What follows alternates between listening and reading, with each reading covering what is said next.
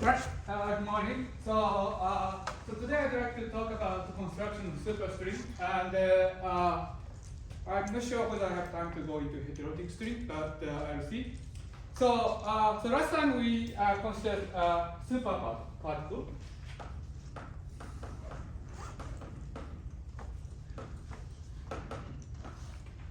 So it's described by a map X, which maps the line segment onto d-dimensional target space, some trajectory in the target space, and X is a map, and the psi mu is its superpartner. It's a superpartner on the world line of the superparticle, and so there is a supersymmetry between them. And then what I wrote is the local supersymmetry, Lagrangian or action, which is given by this integral over this worldsheet coordinate, the world line coordinate, sigma, and E times x dot square. The square is calculated by using the metric in the target space, minus I E psi dot, and dot is a derivative with respect to sigma, and minus 2I mu x dot psi. And E is what's called Vierbein, or in one dimension it's an Einbein. And it is so that the metric in sigma is given by square of E. And so it, nu is the superpartner of Einbein. So this is called either Gravitino, because it's a superpartner of gravity, or Ramita Schwinger field.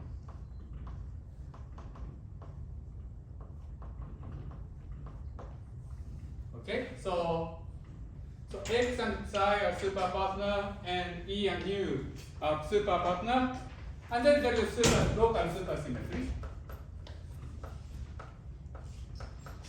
on this world line sigma, which is given by this transformation.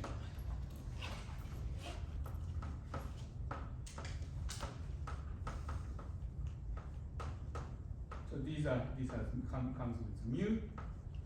And Einbein, as expected, partner with Gravitino, and Gravitino transforms into derivative of supersymmetry. Okay, and so this is local supersymmetry because, as you can see, epsilon, which is a supersymmetry parameter, can depend on sigma. So it's a Lagrangian which is invariant at the local supersymmetry. So this is actually the simplest model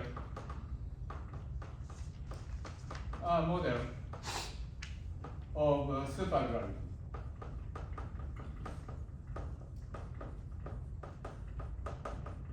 In a sense that it's invariant at the supersymmetric diffeomorphism. If you do this twice, then you get an ordinary diffeomorphism. And then you quantize.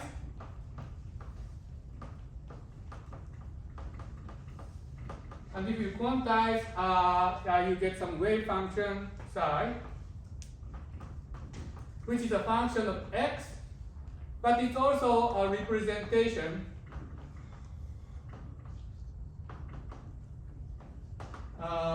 of the algebra of psi, which turned out to be the same as the algebra of Dirac matrices. So that means that this is a spinor. So if you quantize this theory, then the wave function for the theory is a spinor field, because it's a function of x, because x is a dynamical variable, and so x dot is a conjugate of x, which is a momentum, so it's a derivative operator. Psi is self-conjugate. so you might call it Majorana fermion. And so there are d Majorana fermions, if you like. And the Majorana fermions obey this commutation relation, and it's identical to the Dirac algebra. And there is a unique representation of Dirac algebra, which is a spinor, a modulo the chirality projection, etc. And so there's a unique expression for wave function. And then we saw that, well, because of supersymmetry, it's a local symmetry, so you can think of this as a gauge symmetry. So because of the gauge symmetry, the wave function has to satisfy constraint. And the constraint, okay, so I should have the road. This is a spinor. And the wave function has to satisfy constraint, and the constraint turns out to be the Dirac equation, massless Dirac equation.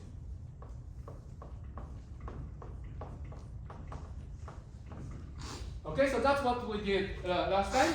We saw that if you quantize superparticle in any dimension, then the physical wave function is a spinor field, and it satisfies the constraint coming from local supersymmetry on the world line, which is a Dirac equation. Okay, so this is a way that you can introduce the notion of spinor or fermion in this type of approach. So the idea, and this was due to Pierre Ramon, was to adapt this idea to a string theory. So the problem with string theory, I pointed out there are so we went through this bosonic string quantization. There are several issues. Critical dimension was fixed to be 26 dimension. This is the only dimension where the way that we quantized the bosonic string made sense. But after quantization, we realized that this bosonic string spectrum contains tachyon. So therefore, the theory is not stable. And also, this theory cannot have spinors. But we do have fermions in our real world. So we would like to have a way of incorporating fermions on the worldsheet. So this leads to the idea of superstring theory, which solves all of these problems. So superstring.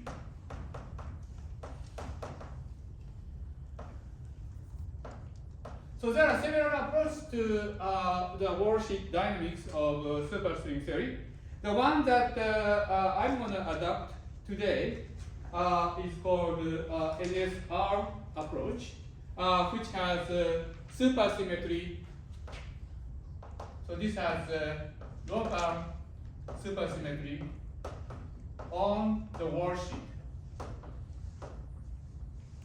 Okay, so there is an alternative approach where, but in this approach, the supersymmetry in the target space time is not manifest. We'll construct. So the Lagrangian of this theory has local supersymmetry on the worldsheet, and but it turns out that if you quantize the theory and if you look at the spectrum and interaction, you'll see that it also has supersymmetry in space-time where string theory is propagating. That symmetry is not manifest in this approach. And for many applications, it would be useful to have manifest space-time supersymmetry description. So for example, if you prove that string theory is perturbatively finite, that there are no ultraviolet divergence, it would be easier if supersymmetry is manifest in space-time. And so there is an approach to do that. In this approach, what we have to do is to first start with local supersymmetry on the worldsheet, construct the theory, and in that theory we can actually construct space-time supersymmetry operators. But we'll see that later. Okay. So let me first write down the action. In the lecture note I posted on the web page, there is a small typo that I'm going to correct now. So this is the Lagrangian, this is action. So we have a metric on the worldsheet. So AB is 0 and 1, and del A x mu, del B x nu, Okay, so I assume target space is a flat Minkowski space, so I contract it this way.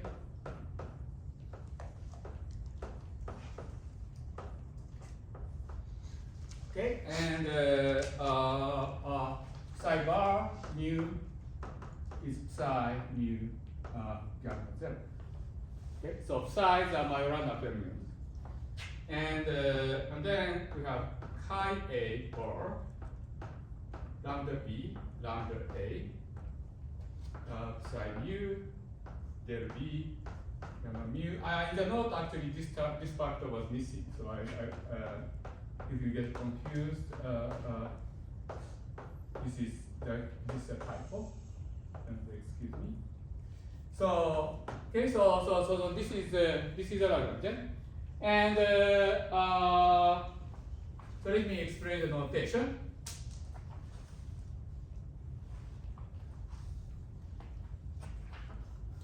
So as I wrote, a bar is defined in this way, and lambda A is a Dirac matrix on the worksheet.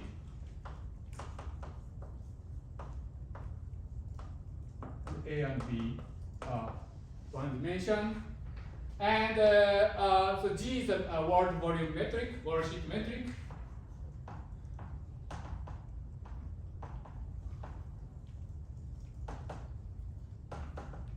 And then we assume that it can be written in terms of Fairbairn.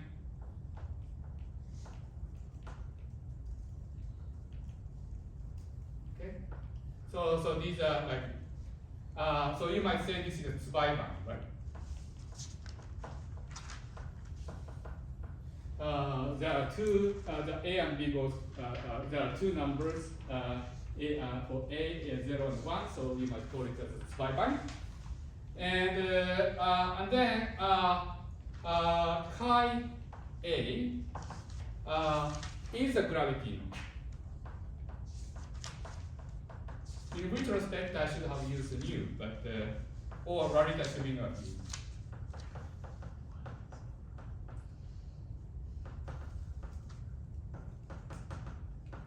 The work by Rarita and Schwinger is much older than supersymmetry, but it's called Rarita-Schwinger view because they are the ones who consider a particle with spin 3 halves. So that's the Rarita-Schwinger view. Schwinger is Julian Schwinger that who worked on QED.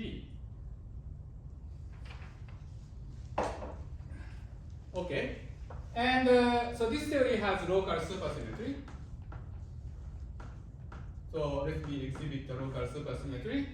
So local supersymmetry transformation is given by del x mu is equal to epsilon bar of psi mu. So it's very similar to the one I wrote up there. For particle, we were just upgrading it to to worksheet. So this is a very straightforward. So so this was actually done pretty early in the development of string theory.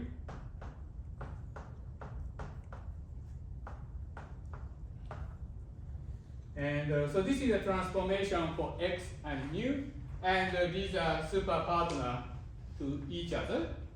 And then we have to write supersymmetry transformation for Zweibein.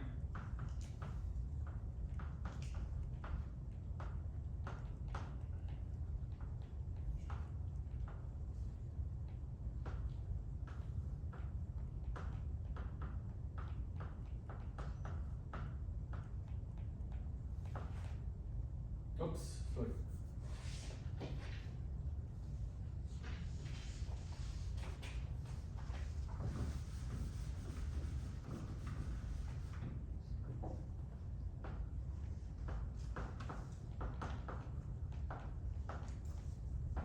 Okay, so these are transformation. I forgot to say that this is spin 1/2 in the following sense, that A is a vector index, and chi, but however, chi itself is a spinor. So this is actually a vector tensor with a spinor. I didn't write spinor index explicitly. The A is a vector index. Okay, so therefore, when we say lambda A chi, this lambda is a Dirac matrix and it's acting on the spinner. Okay, and so epsilon is a spinor field of the sigma and the parameter of supersymmetry, and it's a local supersymmetry because epsilon can be any local spinor field. And for any local spinor field, if you substitute this transformation, then this Lagrangian density becomes total derivative. So if you integrate it, it vanishes. Modulo boundary. So if you have a boundary, you have to worry about it, but we'll discuss that when we get to D-branes. So for now, we do not worry about it. Okay? And so this is a supersymmetry. So what we do is the same as what we have been doing before, which is to do the gauge fixing and discover constraint. Okay, and so we have a local supersymmetry. So we do the gauge fixing. There are two possible gauge fixing we might consider. Just as before, one is a conformal gauge, and in fact, since this is supersymmetry, sometimes it's called superconformal gauge.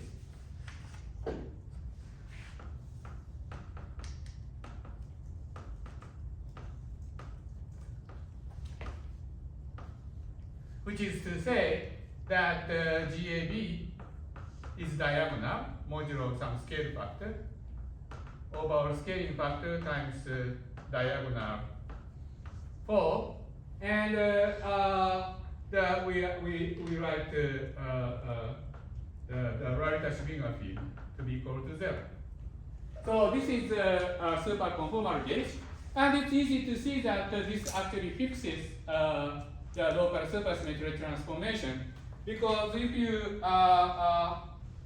set C is equal to 0, then if you do the transformation of this gauge condition, it requires that the spinor field to be covariantly constant. Okay, so therefore epsilon now becomes not local transformation, but it has to be a constant transformation. So this is a way to fix the local supersymmetry transformation, that by imposing this condition, you can fix this local supersymmetry transformation, and by imposing this condition, we can also fix a ordinary diffeomorphism invariance. So this is one way, one nice gauge fixing condition. Okay. After you impose this condition, there is a residual symmetry which remains. For example, there is a symmetry which is invariant. There is a symmetry which is not fixed, which, for example, is a supersymmetry transformation parameterized by covariantly constant epsilon. Okay. So that corresponds to what's called a global superconformal transformation, and it's a supersymmetric version of Virasoro algebra. So you might so symmetry makes what's called a supersymmetric version of the Virasoro algebra. There is also a Lightcon gauge, which is very similar to what we did before, and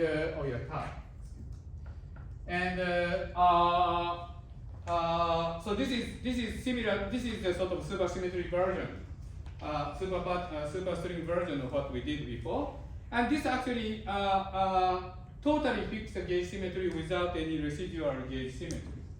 And just like we did in bosonic string, consistency of these two gauge fixing conditions, there are advantages and disadvantages of both of these approaches.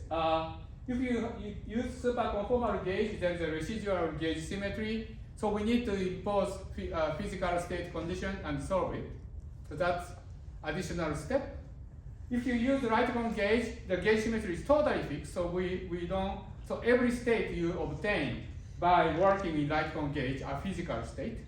So for example, the unitarity of the S matrix is manifest in the Lightcon gauge. But in the Lightcon gauge, Lorentz symmetry is not manifest. So if you want to calculate amplitude in a way that is manifestly local Lorentz invariant, then it is not necessarily convenient. But these are supposed to be equivalent.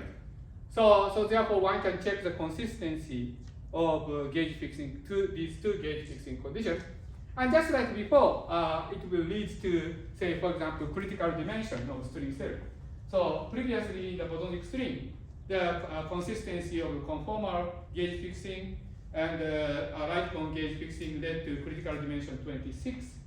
And here, the consistency leads to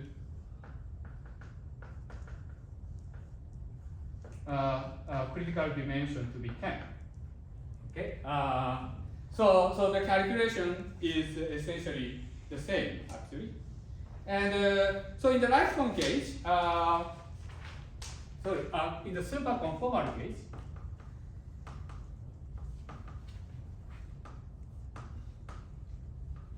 the worldsheet action, which is this one, gets simplified where first of all, since chi A is fixed to be 0, the second line totally vanishes. And G is diagonal. So that means that S, the action, is given by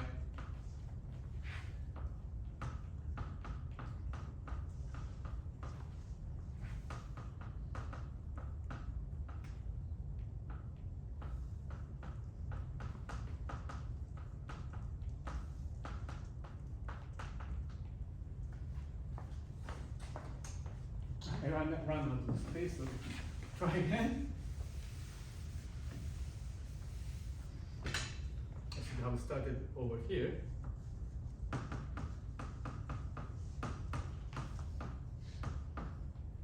This is our inconvenience of the physical blackboard, which I was working on the laptop.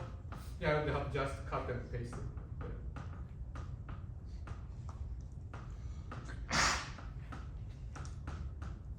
So as I said, this is a two-dimensional theory. So in two dimension, so we are working in 2D worldsheet. So in Lorentzian signature, Majorana Weyl fermion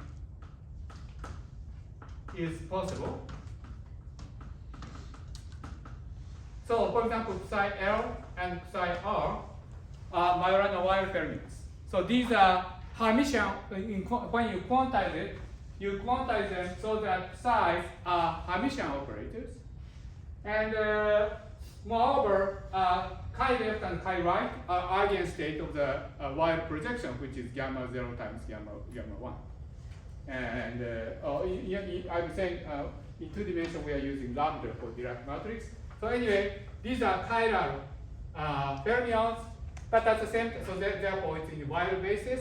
But at the same time, these are Hermitian operators. And that is possible because it is two dimensional. Okay, and these being Majorana Weyl is important for supersymmetry, and for various reasons. First of all, we write supersymmetry in this way. X is a Hermitian operator, so psi better be Hermitian operator. And you can also see that if these are Dirac operators, Dirac fermions, then you have twice as many states. So the number of supersymmetry, number of fermionic state and bosonic state do not match up. So it's important that these are Majorana fermions. Since these are fermions, so for example, if you calculate the partial function for genus 1, so if you put the two dimensional, if you consider, first of all, this plus minus, we are assuming the worldsheet has Lorentzian signature metric. But then, for example, if you calculate partial function, one loop amplitude, etc., we first of all we rotate the worldsheet coordinate to make the worldsheet Euclidean, and then, for example, for one loop string amplitude, we consider this genus 1 amplitude. To put fermions on the worldsheet, we have to identify spin structure.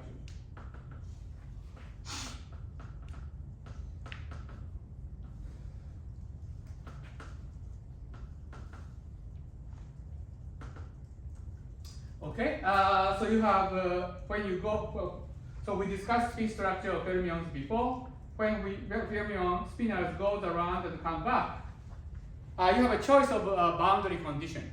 So X field has to be periodic because this embedding worldsheet to target space must have a unique smooth image that requires that X field has to be a periodic function. But fermion can be periodic or anti-periodic, and depending on that, we have NS boundary condition and Ramon boundary condition. So NS is an anti-periodic boundary condition.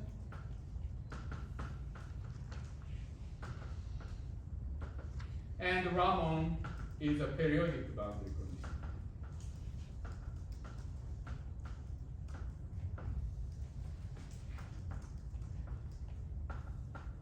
So you have choice of NS and Ramon boundary condition for both directions, right? So because torus has two linearly independent cycles, so which are not contractible. There are two linearly independent cycles, or in mathematical terms, the first homology of this two-dimensional torus is two-dimensional. So Z cross Z, Z plus Z, excuse me. So you have this cycle and this cycle. Okay. So you have two choices. So that means that for each fermions you have choices. So for example, psi L can be NS, or NSR, or RNS, or RR. So you have these three choices. Okay, and similarly, psi R has these choices. Okay, and but if you want to quantize the system to respect Lorentz invariance, we need to treat all these direction, psi mu direction, to be the same. So that means that for all mu direction, there are d direction in space-time, we should choose we should make both cases, right? But we have to, so there are a lot of choices. So which choices should we make? Okay? That is dictated by modular invariance. So, namely, that we talked about modular transformation.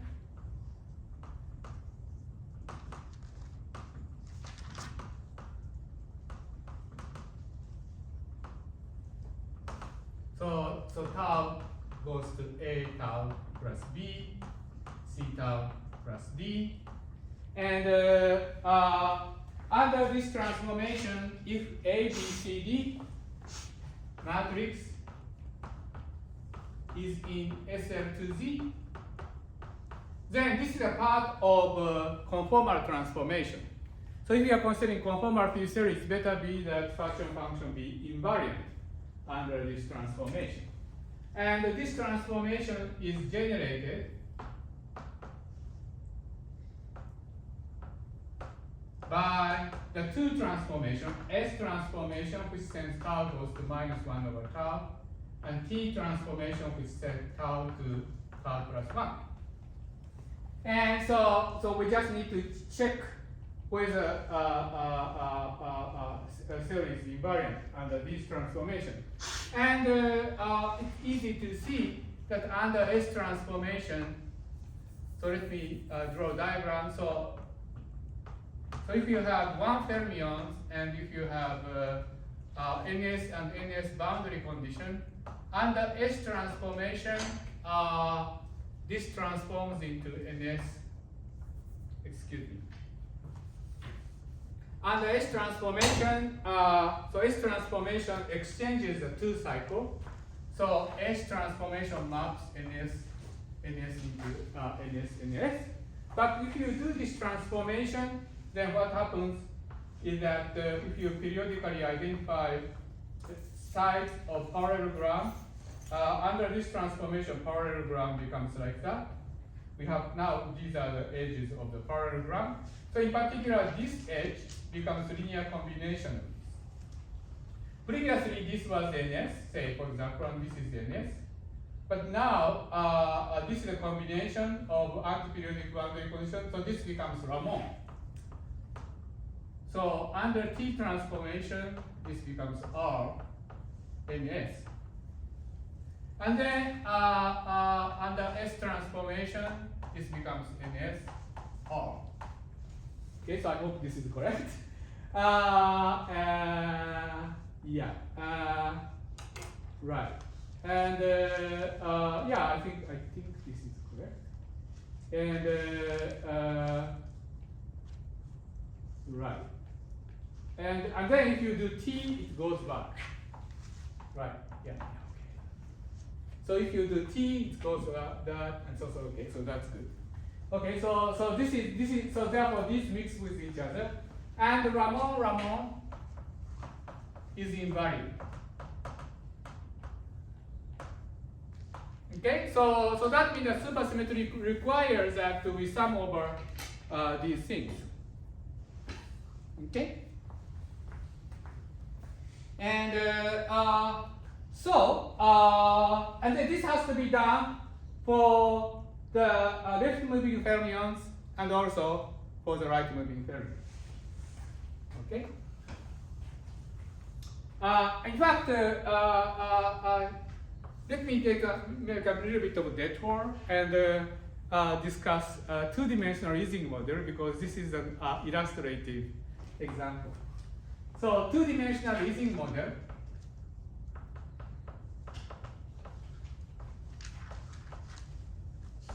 is just one Majorana Fermi. Is equivalent to one Majorana Fermi in the following sense.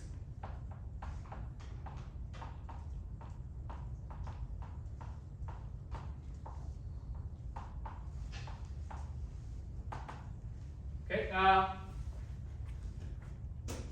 it's not precisely that, and I'm going to explain precisely what I mean by that, but let me explain. So Ising model we know, right? In undergraduate StatMech program, you probably learned a one-dimensional Ising model because it's exactly solvable.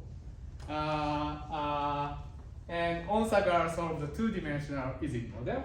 And two-dimensional Ising model is interesting. It has phase transition from paramagnetism to ferromagnetism, and there is a phase transition point. And that's the second order, so at the phase transition point, there's a conformal field, two-dimensional conformal field. And the central charge of the two-dimensional conformal field is 1/2. Okay, each fermion has a central charge also 1/2. So the central charge match up. So there is a possibility that Majorana fermion may be related to the Ising model. And so one might try to quantize, consider the following action for fermions. And it's Majorana, so that means that you have two-dimensional Lagrangian of I psi L del minus psi L plus I psi right del minus psi right. Okay? And in here we are just considering one dimension. Okay, so if you have d of them, central charge is d over 2. So when d equals 1, there is a possibility that it's related to the Ising. And but there is one issue. So Ising model is a very nice conformal field theory, and if it's physical. So in fact, if you calculate the Paschen function, it is modular invariant.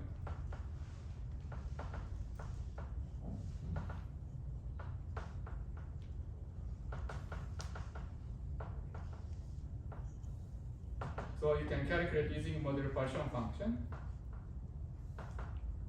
And the function of tau and tau bar is given by, it is defined as trace of Q of L0 minus C over 20, C over 24 where C is 1/2, and Q bar of L0 minus C over 24, okay, where Q is equal to e to the 2 pi I tau.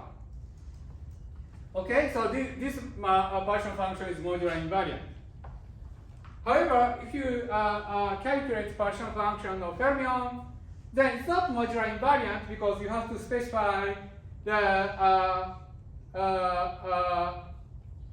spin structure, and you have a choice of NS Ramon, Ramon NS, and so for these choices. So what to do? So if you calculate the partial function, you have a choices of spin structure for left mover, and you have a choice of spin structure for the right mover, right? And so the left moving partial function depends on tau, and the right moving partial function depends on tau bar, and these are spin structures.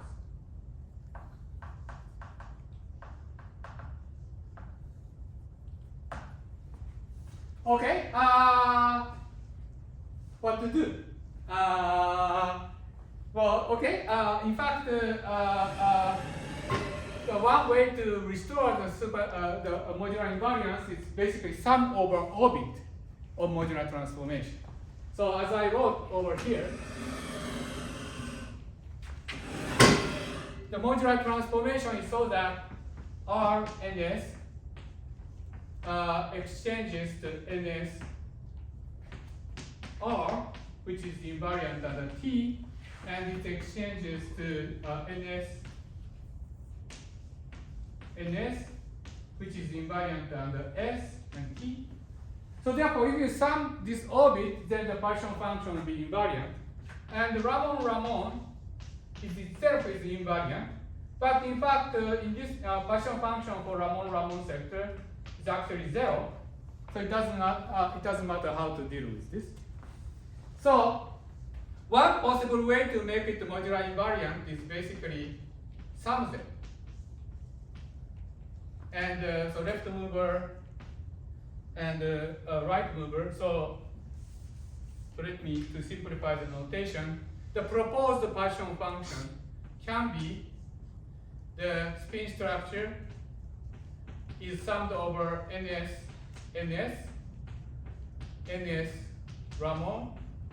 Ramon ns, and we might as well throw in Ramon because it's 0, so it doesn't matter. And then basically just sum over spin structure by just taking product of all of these. Okay, so there is one problem with this, which is that the vacuum state of the NS sector, which is the lowest energy state in this system, contribute both of these two partial functions. So this will be counted twice. So we have to actually divide this by 1/2. Okay, and so then actually there is an interesting mathematical identity which actually you can use to show that this is actually equal to the Ising model partial. Okay, so this is an interesting identity that you can prove. So it is in this sense that two-dimensional Ising model is equivalent to one set of Majorano fermi. Okay, both of them have central charge 1, but the way that they are actually equivalent is that the sum of a spin structure of the fermion gives you the Ising partial. Okay, so we can try something very similar, which is to try to sum over spin structure to recover the modular invariance. I have a question. Yes, please. When performing the summation, should the boundary condition for left hand and right hand be the same? Yeah. Well, a priori there is no reason. So one could have summed over spin structure. So this is not a unique way.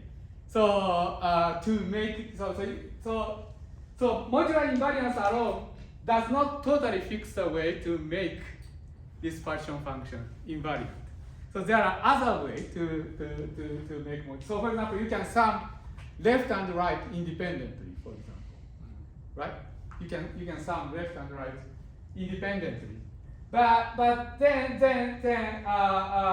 that partition function would not be the same as Ising partition function. I'm just making a statement that this particular way of restoring modular invariance gives you the agreement with Ising model partition function. So you can say that when we say that Ising model is the equivalent to the Majorana fermion in 2 dimensions, the precise statement is that it's equivalent if you sum the various sector, the various spin structure of Majorana fermion. So you can think of, so what actually does this mean?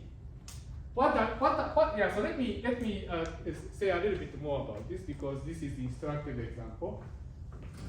And in fact, this might help us understand the superstring construction better. So let me elaborate a little bit more on this.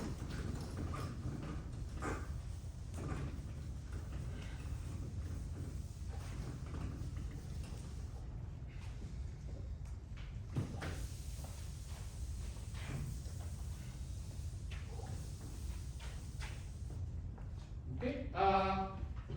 So I said that the Ising partition function is 1/2 of summation of spin structure.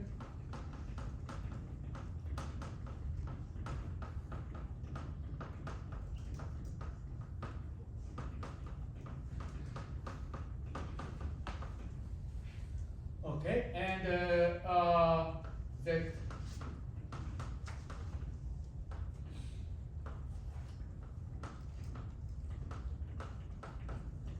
Okay, so now,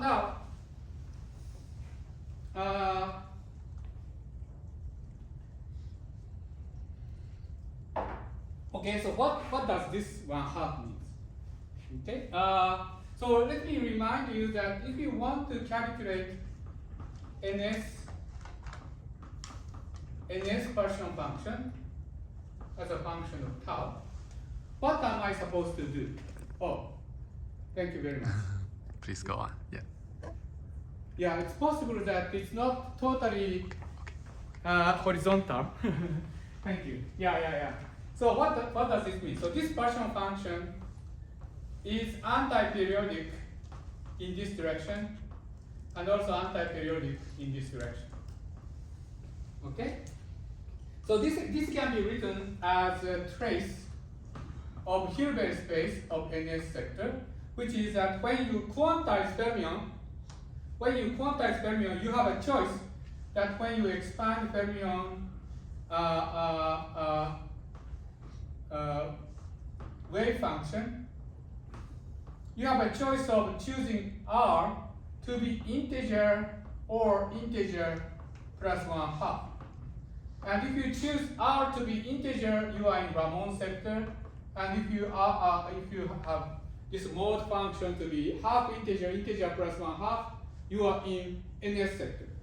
And these are 2 different ways to impose boundary condition for fermion. And for each of them, you have a set of oscillator and you build a Hilbert space. So you can think of Hilbert space to have 2 sectors, Ramond sector and NS sector. So when you say that in this direction, in the spatial direction, you have NS boundary condition, you mean that we are taking trace in the NS sector. And then you calculate C over 24, L0 minus C over 24 in this Hilbert space. Okay? So this is for NS sector. Okay? Why am I not taking into account the fact that this direction is NS? Well, when you calculate trace over Hilbert space of fermionic theory, then the trace is automatically anti-periodic boundary condition. So I explained this before, but when you have a trace of over Hilbert space of some bosonic operator, say X, then if you calculate this trace of field X, then this field X is automatically periodic because trace is periodic function. So namely, the trace has this property that AB is equal to trace BA. This is a sort of, you can think of this as almost like a definition of the trace. And so therefore, if you have X field in it, if you go around it, you come back and it's periodic. I think this is explained in my earlier lecture, so I shouldn't repeat it.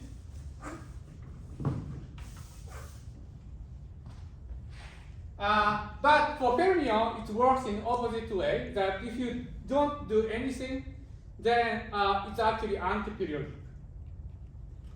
And so in order to restore periodicity, so if you want the Ramon boundary condition here, then what you should do, so if you have NS R boundary condition, then what you should do is to insert in the trace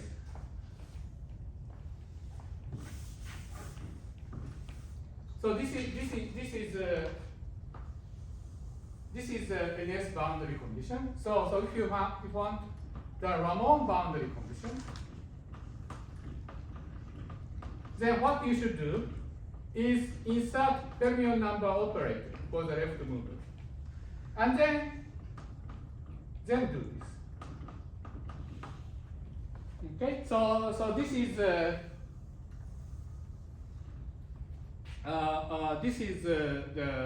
boundary condition. Okay, so we can repeat this exercise over this one too. Namely that for if you want to calculate the RNS, then you should calculate trace over Hilbert space of Ramon sector and Q to the L0 minus C over 24, and C is 1/2 in this case, and then trace of Ramon L of tau is equal to trace of HR of -1 to the F left Q of L0 minus C over 24. Okay, so now I need to make one important comment which will become important later. So which is about the ground state of Ramon sector.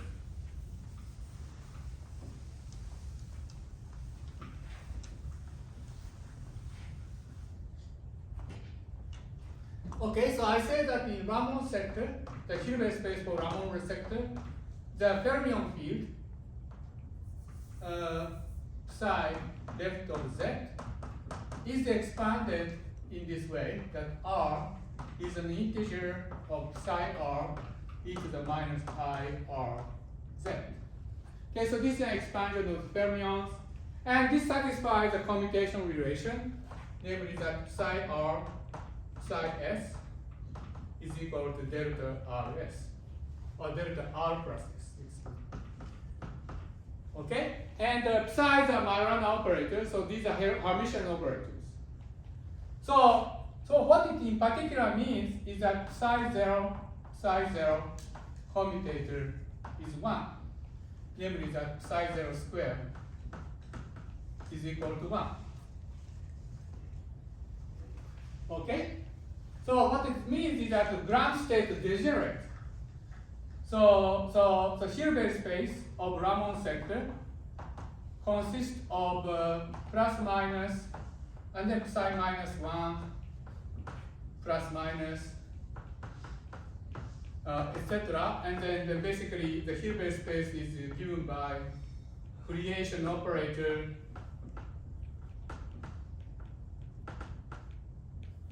acting on the ground state where Ri are positive integers. Okay, so this is the Hilbert space of the Ramon sector. And these plus minuses are annihilated by psi's for positive R, and psi 0 minus is psi plus Okay, so it's doubly degenerate, right? And then if you multiply psi 0 to plus, it goes back to psi minus because psi 0 square is equal to 1.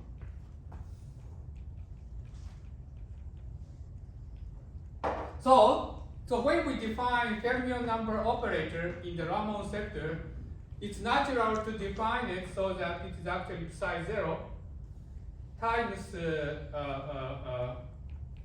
minus 1 to the f for the oscillator part.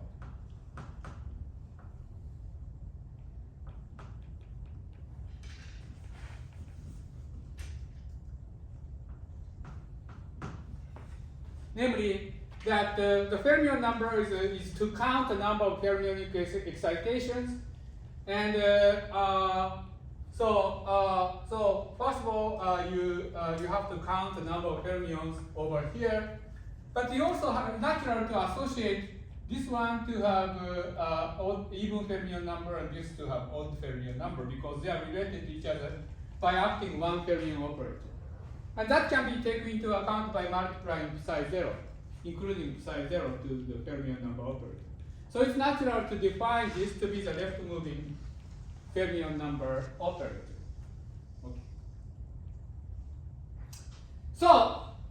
Okay. So therefore, fermion number operator for the Raman sector contains ground state part, which is psi 0, which we will see later in more general dimension correspond to the Y projection, the Y operator, this gamma 5 operator in 4-dimensional case, for example. And this is essentially the reason why Raman partial function vanishes. Because Z of Raman partial function, I wrote it up there, but it's trace of HR of minus 1 to the F left, Q of L0 minus C over 24. But you see that the fermion, for each odd even fermion number state, there is a corresponding odd fermion number state, right? Because plus and minus has opposite fermion number parity. So therefore, at each level, there is a cancellation between even fermionic state and odd fermionic state. So it vanishes because you have the same number of state with positive psi 0 and negative psi 0. Okay? So therefore, that's why it vanishes. Okay? So it's, this parameterization is convenient. So what this means is that, so let's go back to here. So there's actually a nice natural way to write. So given this, there's a natural way to write this partial function. Let's see.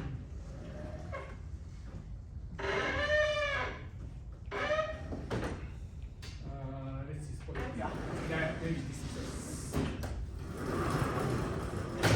so let me transcribe that one over here. Oh, it's already written here. So I want to claim that you can actually write this in a little bit more intuitive way by introducing the following projection operator.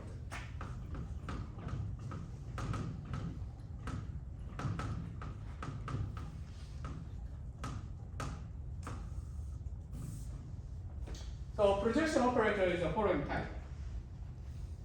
That it is equal to 1/2 of 1 plus minus 1 to the F left and minus 1 to the F right.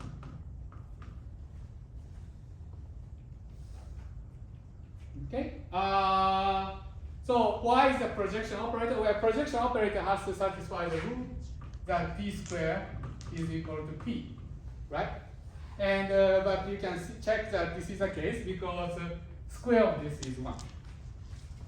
Okay, so therefore it's a projection operator, and it's a projection operator to project to even fermion number.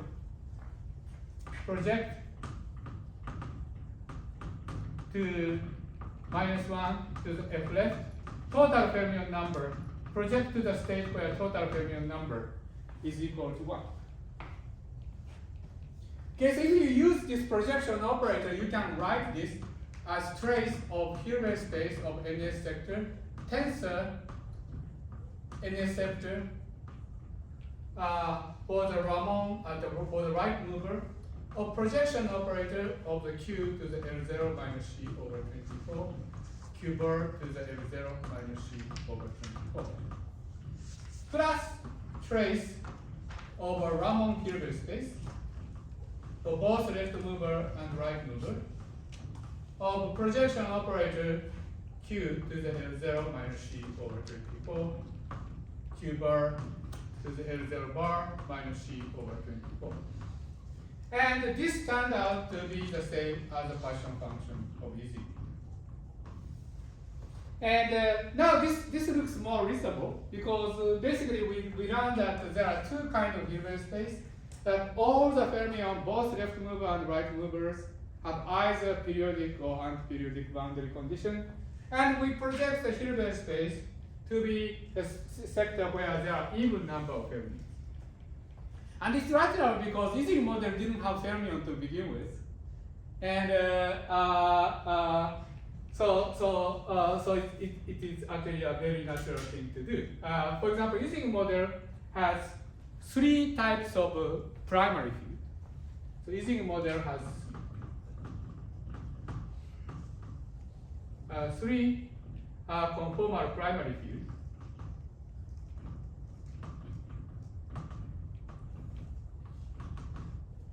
The one is an identity operator, which exists in this theory too. It's a ground state of NS sector.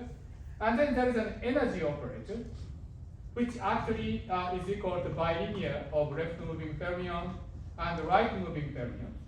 So this operator exists in Ising model, so it's better be that we should be able to construct it. And in a fermion picture, it is constructed in such a way that you have one left-moving fermion and one right-moving fermion. So in order to include it, we should project onto even fermion sector, but only when we sum over fermion number. So the total fermion number is even. Okay, and then there is, in addition, there is a sigma, which is a spin operator. And it turns out that the spin operator is the same as the ground state of Ramon sector for the left mover and ground state of Ramon sector for the right mover. Okay, the ground state of Ramon sector has energy greater than the NS sector. The changing boundary condition costs you energy. And the conformal dimension is 1/16 for the left and 1/16 for the right. And this matches up with the conformal dimension of sigma. So these three fundamental primary fields in Ising model can be described in terms of NS sector field and Ramon sector field of Majorana terminal. So that's sort of correspondence between the Ising model and the fermions. Okay. But you see that this is actually a particular way to do the projection. We didn't have to do it that way. We could have chosen different way of projecting things. And but this is required by the consistency of the Ising. Okay. So now this was a case for one dimension and just for the fermions.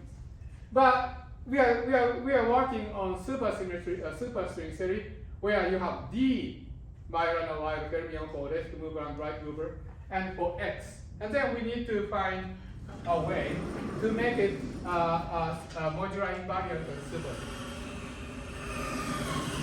Now you can say, well, a priori, why do we need modular invariance? Okay, so it's not obvious. We are trying to sort of, so far we are trying to sort of come up with a rule of constructing string theory, and we are guided by conformal invariance and the unitarity of S matrix.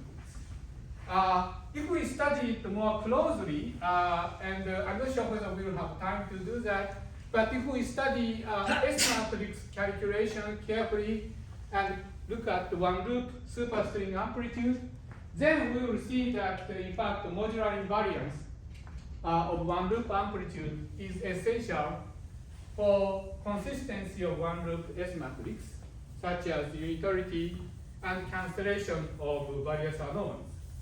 Okay. So anticipating that, I'm going to require modular invariance of the one loop genus 1 partition function. So namely that we need to seek for modular invariant combination. Okay. So I'm going to just write down the answer for modular invariance and then justify it later. I'm going to tell you that this has various desirable features. Okay, so the modular invariant combination that I'm going to write down is the following. So we have genus 1 partition function. So we have boundary condition. Okay, so the modular invariant boundary condition is the following. So I wrote that. So let me again write this notation. So this is equal to the left moving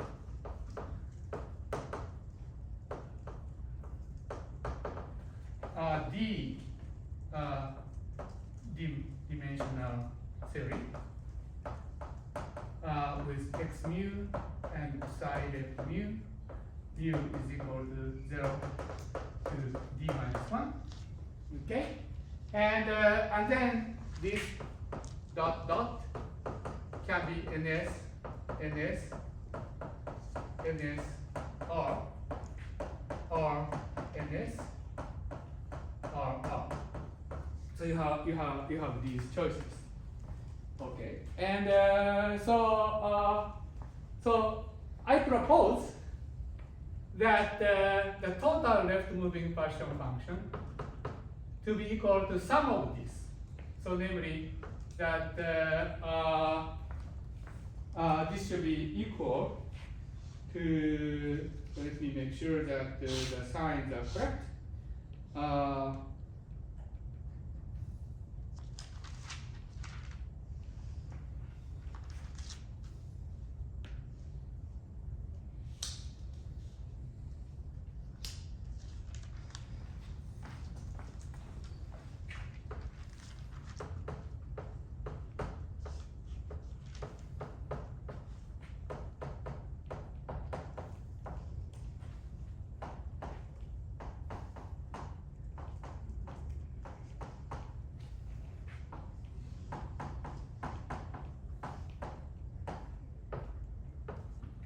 Okay, and so let me double check the signs are correct. Yes, and psi r is similar thing, but so let me actually I need to put 1/2 to it. So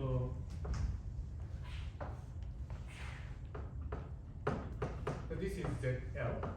So you can also write it as a trace of the Hilbert space of NS sector for the left mover, P of left mover of Q of L0 minus C over 24, plus or minus, excuse me, minus of trace of HR left mover of P of Q of L0 minus C over 24. Okay, so this is the proposal, and let me clarify the notation. So P left is a projection operator. So 1/2 of 1 plus minus 1 to the left moving fermion operator. Okay, so this is a projection operator, just like we did over here. It's a projection operator to project to the even fermion number. Okay. And just like in bosonics, in the previous one fermion case, so in NS sector, the Hilbert space is given by the vacuum and the creation operator acting on the vacuum state, and then the unique vacuum state and the fermion excitations are fractional. So there it's easy to count. Oh, excuse me, this is a minus. So this project onto the odd fermion number state. So for example, the ground state is projected out, and one first excited state is projected in. The Raman sector has now many ground states. Raman sector has now many ground states. And the reason for that is that now we have the Raman sector, we have a fermion which has even integer. It's an integer indices. So in particular, you have R equals 0. So R equals 0 sector, just like in the case of super particle, has satisfies this commutation relation.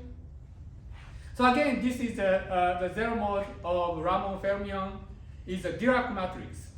So therefore, the Hilbert space, the ground state of the Hilbert space is a spinor.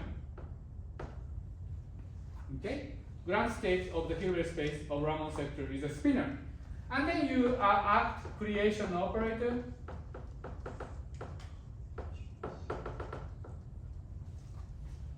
Etc. And the generate Hilbert space. Okay.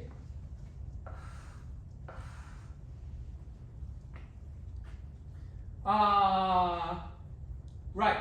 So in that case, the left moving projection operator is 1 minus gamma 11 of minus 1 to the F left for the oscillator piece, where gamma 11 is analog of gamma 5 in 4 dimensions. It's basically the product of all the gamma matrices, so psi 0, psi 1, etc. Well, we haven't specified which dimension we need, so it's actually d plus 1 dimension, and so it's a product of all of these things.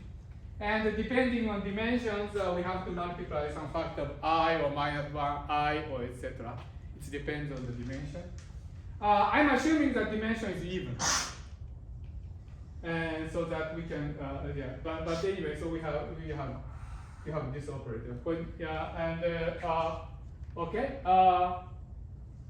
So we have this Hilbert space. If we have this projection, you can easily see that this projection operator is the square to be itself, the PAF square is equal to PF. Okay, and so this is natural thing because this will be this give rise to Raman sector in this direction. Okay, and this proposal makes sense, and I'm going to justify this minus sign now. And the reason that we have minus sign is the following.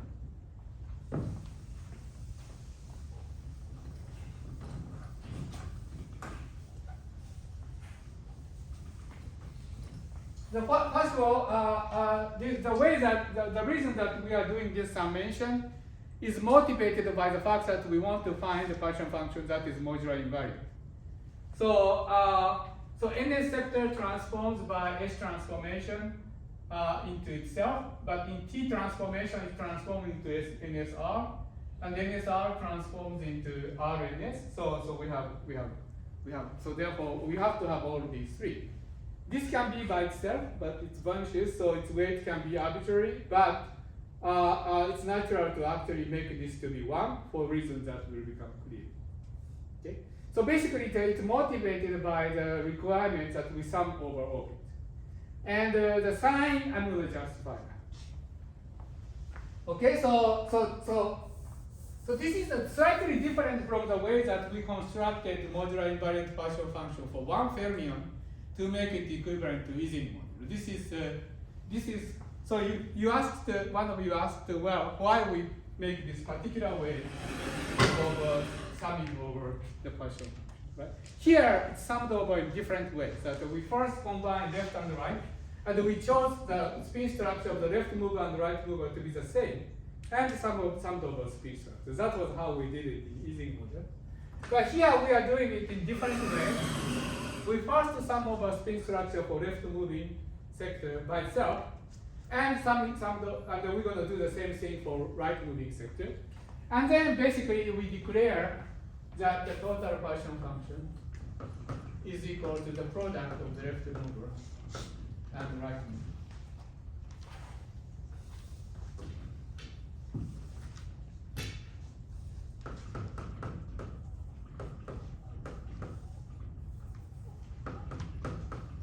Okay, so this is the partial function. So let me now justify this. Okay, so so if you write it in this way, then this is equal to trace of h left ns of a projection operator of q of L0, and then trace of h ns right p of q bar L0 bar. Maybe I should write it in this way. Trace of h ns left tensor h ns right of p left p right q of L0 minus c over 24. C is equal to 2/3 of d plus trace of hr left tensor hr r of p left p right q of L0 minus c over 24 q bar of L0 bar minus c over 24. Okay, this r and ns refers to ns sector and r sector. This left and right correspond to left mover and right mover, and they come with plus sign because we are considering this product and this product, right? And so it comes with product with plus sign, and then you have minus of h ns left tensor h ns r, and this is actually r so now we have to work on cross terms. So there are cross term, which is this type of cross term, and this type of cross term, etc. So let me check. So here, so we consider the square of this and square of this, and now we have to consider cross of this and this. So namely that we have p left r p right. Oh, I'm sorry, I didn't write both of them. It's getting a little bit awkward.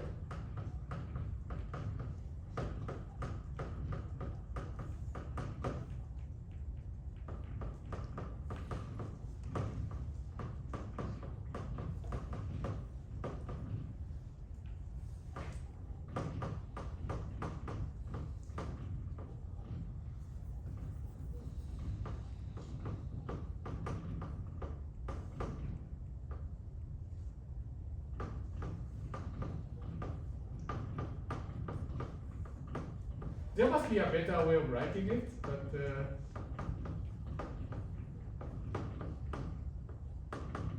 okay, so we completed this, so and then there is a minus sign.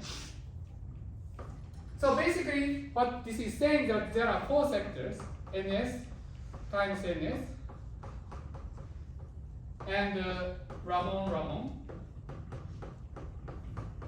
and then ns times Ramon, and Ramon times ns.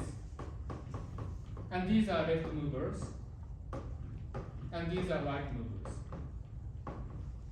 So I'm saying that this total partial function is traced over these sectors, and each of them projected by two projection operators. So namely that fermion number should be equal to 1 for both left mover and right mover. So these are the conditions. So And then, since we are summing over modular orbit, so there is a chance that this is a modular invariant. Okay? Now, the reason that I'm putting minus sign here is for the following reason. That these are bosons in space-time.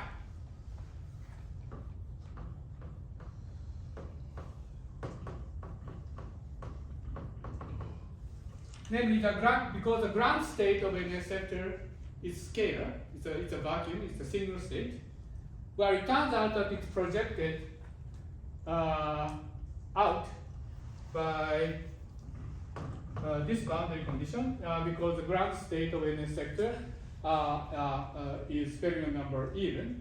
So the ground state is projected out, and we'll see that it's a good thing because ground state is a tachyon. So it's projected out. And the first excited state is a vector for here and vector for here. It's a product of vector. So the first excited state would contain the product of two vectors, which means that it contains symmetric tensor, unsymmetric tensor, and scalar. And these three fields correspond to the metric and unsymmetric tensor field and Dirac in the first excited state.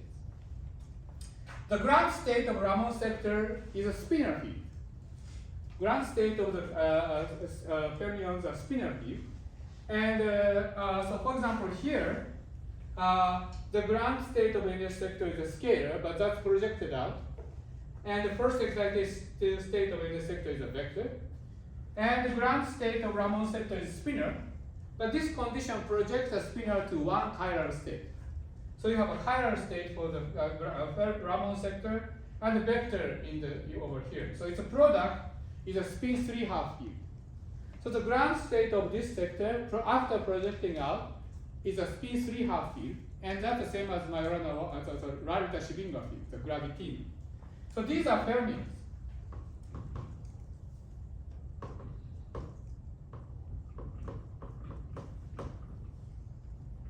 Okay? Raman sector is also fermions because it's actually product. So the Raman sector is also bosons because it's a product of spinors. So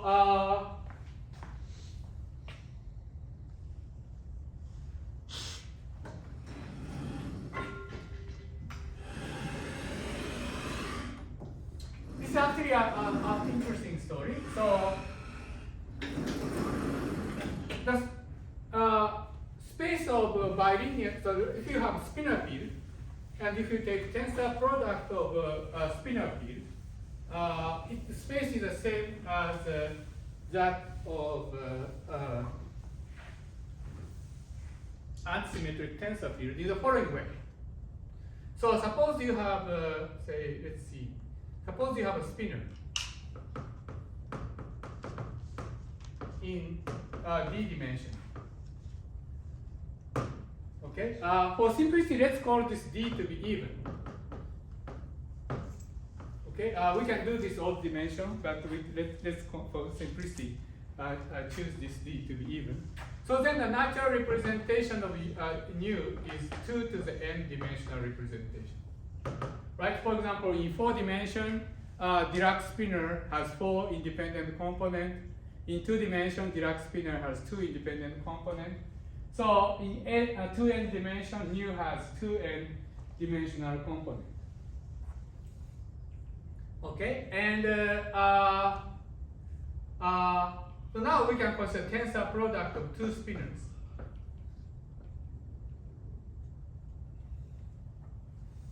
If you consider tensor product of 2 spinors, so you have alpha nu to beta, where spinor is a spinor index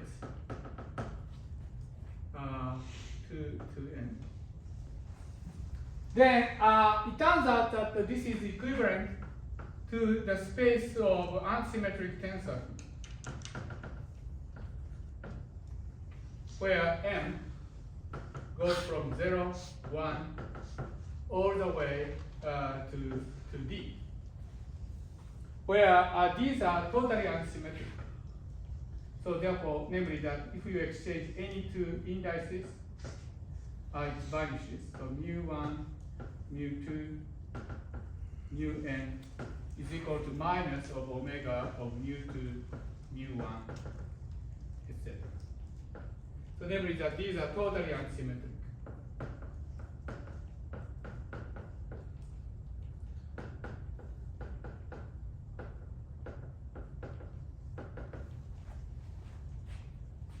Okay, and it is easy to see that. Well, at least we can see that number matches up.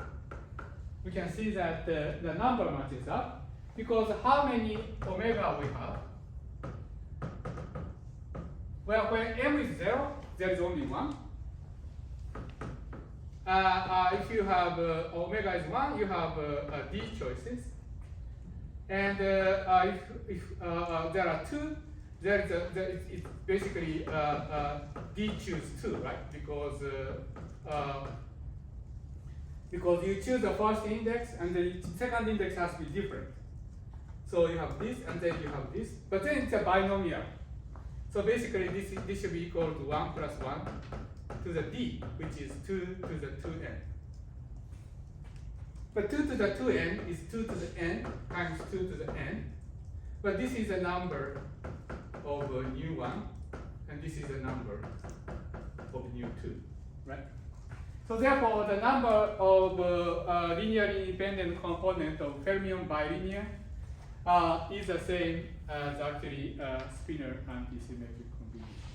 In fact, you can map the correspondence. You can write omega mu1 to mu n to be equal to psi 1 alpha